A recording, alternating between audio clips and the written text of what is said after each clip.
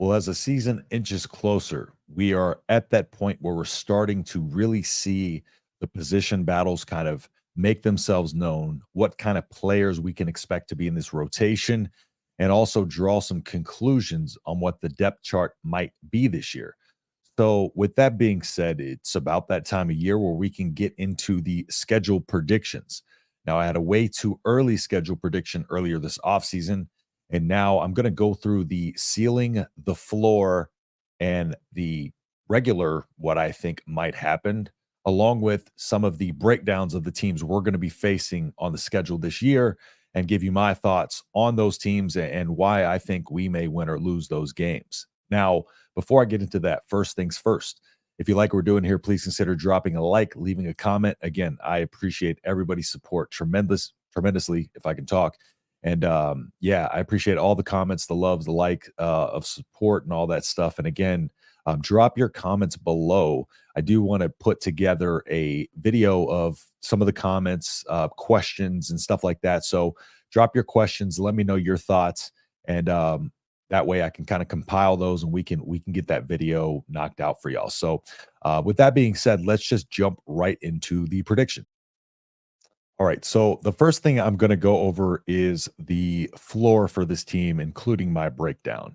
And I'm going to give you what has to happen for us to hit that floor. And just starting off from the top, of course, the turnovers. If the turnovers continue, this team will be as close to this floor as possible, if not hit the floor. The turnovers obviously are the main thing that have to improve. No secret there. No secret on the second one, injuries. We've already seen this one kind of flare up in the fall camp. Of course, losing some key players there and just kind of trying to ensure that what happened last year doesn't continue, because then some questions will arise about strength and conditioning, et cetera, and what's causing these injuries, depending on the type of they are. But I do expect those to improve, especially with the recovery the way it is and the facilities the way they are now with recovery and nutrition. If Raiola struggles, now if Raiola comes out and has a big struggle, a lot of mistakes as a true freshman, then of course we will be in a tough situation. Although the receiving core did improve, and it's going to take a lot of struggles to match what this quarterback room did last year. So Raiola struggling and having true freshman mistakes is still probably an upgrade overall in that QB room. However, he needs to at least come out and be able to manage this offense. And the young players that we're expecting to be a big part of this offense, or this offense and defense, struggle more so on the offensive side of the ball. We need to again need to see some of these guys take a step. We want to see these running backs take another step to be able to kind of make sure that some of these guys can really assert themselves in that depth chart and really take control of that, which Emmett Johnson we expect to be, but we still want to see a jump from Emmett. And so if the young players struggle, turnovers continue, the defense doesn't start to force turnovers, injuries, Raiola struggles, and of course, if the defense takes a step back, that's what will put us at this floor. So, and of course, Raiola's health goes along with the injuries. But let's go ahead and dive into UTEP first. Now, on the floor prediction, right? I'm going to go ahead and mark UTEP as a win on all three of these. Now, the reason being UTEP under year one of Scotty Walden's tenure there, first year head coach. And while I do like him as a coach, and I think UTEP will benefit from having him as a coach in the long run, there's a lot of turnover on that team, and it was already a bad team last year. So Scotty Walden's going to be coming in with a revamped roster in year one. UTEP was already fighting an uphill battle playing Nebraska regardless. I do think those things really make this a game that Nebraska should handily win. Now, we are talking floor, so we never know. But UTEP, that should be an automatic win. Now, Colorado, on the other hand, Colorado in my floor, right? Only in my floor will we lose to Colorado, okay? Because this is barring worst possible case scenario. So with Colorado, what would happen is if our defensive backs can't keep up with their skill players, it's going to be a long day. Or if we have any more injuries to the secondary, we have to be able to bracket those guys and cover those guys. And we have the defensive backs to be able to do that. But again, Sierra Wright, Bly Hill, we don't know what to expect of them in game action. Tommy Hill, we do. So Colorado, if they're, they had the transfer portal, 40 some odd players in, 40 some odd players out. There's going to be that issue with camaraderie and stuff like that. But if we cannot hang with their playmakers, if this secondary does not hang and be able to kind of, you know, keep them from the explosive plays, our defensive line, of course, is going to be important in putting pressure on Shedeur. But he can make the throws when he needs to. So our guys need to be locked in at all times. If they are not, I think Colorado will win that game. More so with that, it would take Nebraska coming out and really kind of getting off to a slow start and or giving Colorado opportunities to take the lead. Nebraska really needs to come out, get the lead in that game, take control of that game, and run their offense, run their style that they want to dictate the pace. They want to dictate how that game goes. So Colorado, if that happens, would be a loss. Northern Iowa, we're going to go ahead and mark this as a win. I won't spend too much time on that. I think I used the wrong color green. So let's go ahead and mark that as a win. That's a terrible W. I apologize. Moving on to Illinois. Now, Illinois has an improved O-line. It's just unproven, right? So there's a potential for a jump. Their offensive line, had regressed the last couple of years. Both tackles are transfers in, though. They have the same returning center, and there's position battles at the guard position, but there is upside, again, with this offensive line. It's just unproven at the moment. The defense, Terrence Brooks comes in from Texas, a big get out of the portal for them. The defensive back coach is a question mark amongst a lot of the Illini fans and reporters. And they lost their the Big Ten Defensive Player of the Year, Johnny Newton, last year. He played half the season with a broken foot and still was able to become the Big Ten Defensive Player of the Year. But they'll need their returning production to step up on the defensive side of the ball, and really take another step forward for them, because that offense still is a lot of question marks there. Luke Altmaier was, behind a bad offensive line, like I said, last year. So he should be, he'll be the starter. There's a lot of optimism around Luke Altmaier. I'm not 100% sure what to expect. But that offensive line is going to be the key to all that. Again, unproven. But if that offensive line comes out and plays very, very well, they're able to, kind of assert their dominance and their physicality. Again, Illinois is a very, very physical team. Then I think they can win that game. So we're going to go ahead and also mark that one as a loss on my floor. Again, this is my floor prediction. Okay. Now moving forward to Purdue, Purdue, second year in a row, Walters had a good recruiting class. I don't think Purdue is that good of a team. So I'm going to go ahead and mark them as a win. Okay. And now you see kind of the inconsistent trend here, right? Nebraska is going to have to find some consistency to really kind of in this early slate of the schedule. Now, Rutgers is one of those teams that, regardless floor or not, I'm really, just concerned about, in terms of, because, I've been high on Rutgers this entire offseason. New Jersey plays a very physical brand of football. Brett Bielema has that team ready to break out, in my opinion. Ethan Kaliakmanis is 2-0 against Nebraska. He's going to come in and, while he's not a world beater quarterback, Gavin Wimsatt is out, and Ethan Kaliakmanis could be a potential upgrade over him. Monungai is returning over 1,200 yards, over 5 yards per carry, an all-conference type of player. He could end up in the all-conference, projected by Phil Steele as the first-team all-conference, I believe. Dymere Miller and Nassim Brantley, they both transferred in from the FCS. None were rated out of high school, so that's the wide receiver core. There's a little bit of a question mark there. The offensive line, they have a lot of experience. 4 players returning that have over 8 career starts. And Holland Pierce, was third team all conference last year, I believe, or projected to be. 37 starts. So a lot of experience at the offensive line. So they're definitely going to be a unit and could potentially play very well. So the trenches are going to be tough in this game, at least on the offensive line, because the defensive line is projected to be one of the worst in the conference. Now, that is, of course, not the strength of the team. That is going to play into Nebraska's strength with their offensive line, depending on where we're at with depth and injuries and all of that. So going against a easier defensive line could play well into Nebraska's hands. The linebackers are towards the back in the projections of the conference.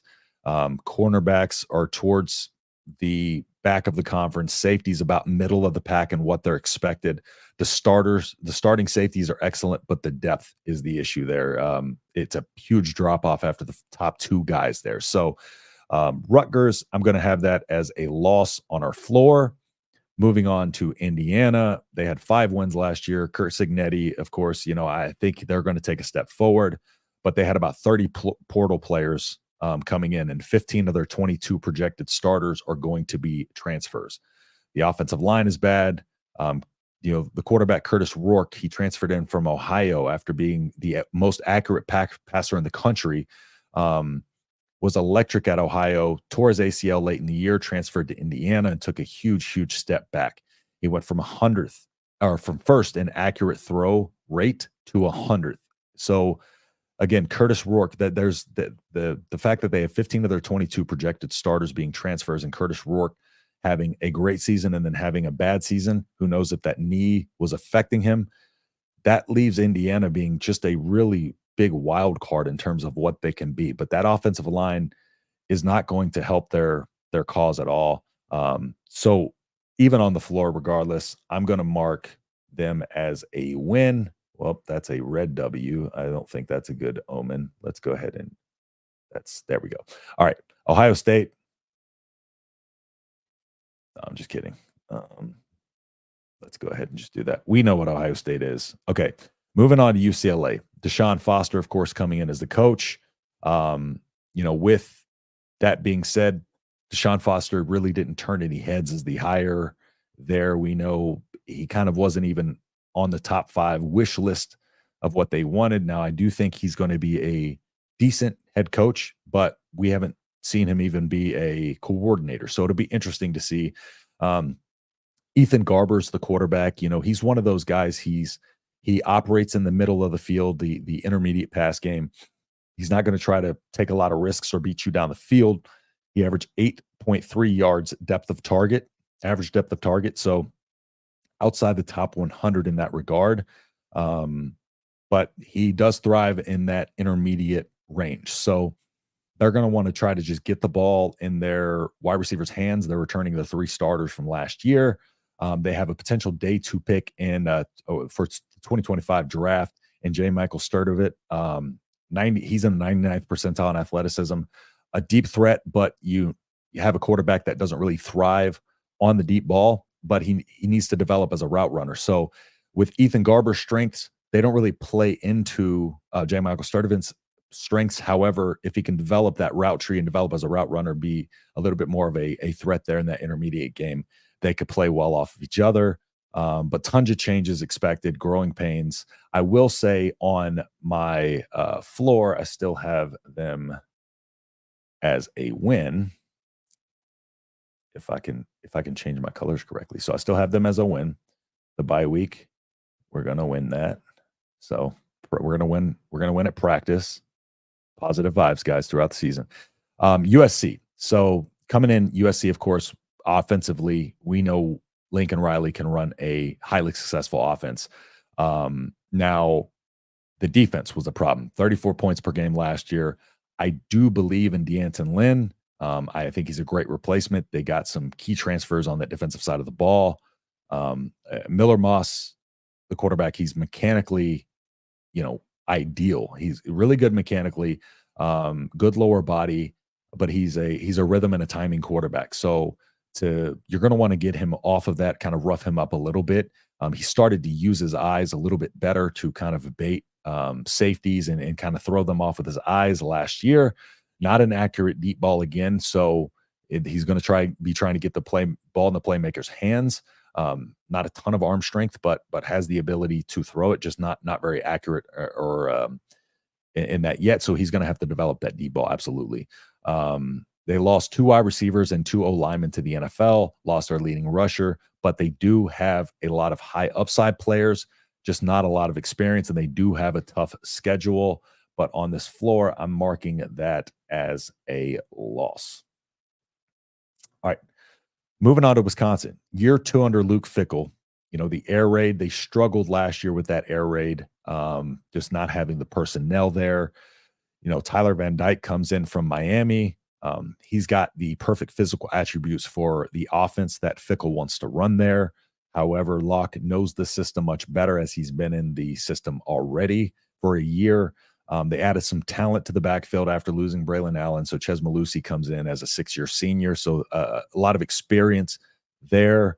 But the overall backfield as it is pretty solid across the board. Just no world beaters like you expected in previous years under Wisconsin. But of course, they're running a different style of offense there. The wide receivers should be improved. The returning second-team All Big Ten player, Will Pauling. So Wisconsin will take a step forward. In our floor, I do have us losing it to Wisconsin. Now, moving on to Iowa.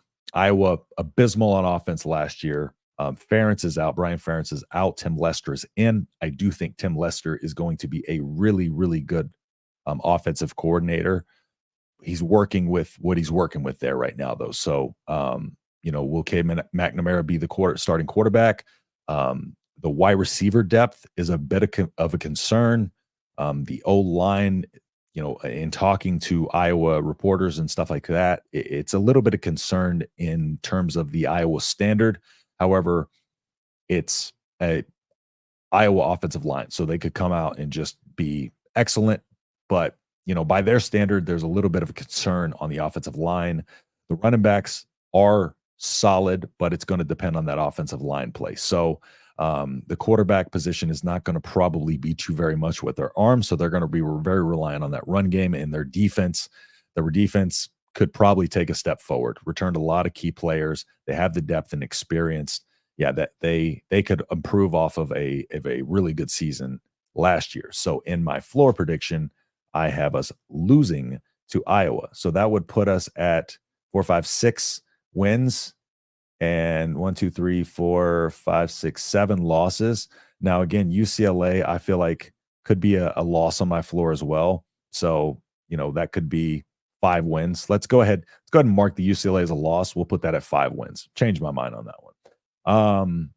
So 5 wins I got as the floor. Now, my realistic expectation, let me go ahead and just clear this out here. My realistic expectation. So I've kind of went through the breakdown of the teams. So UTEP is a win. Colorado, I have as a win. I do think we can come in there and really kind of assert the physical brand of football that we want to play, really rough them up, as well as I just think Nebraska is better suited to play as a unit than Colorado. Just a lot of turnover, especially at the offensive line. That to me is not a very good omen for your offensive line. Offensive lines thrive on camaraderie and playing as a unit. Now that they don't have a lot of experience together, so I don't expect this offensive line to be much of a unit. And they got to learn the quarterback, Shadir Sanders, and how to block for him. So Northern Iowa, I'm going to mark that as a win.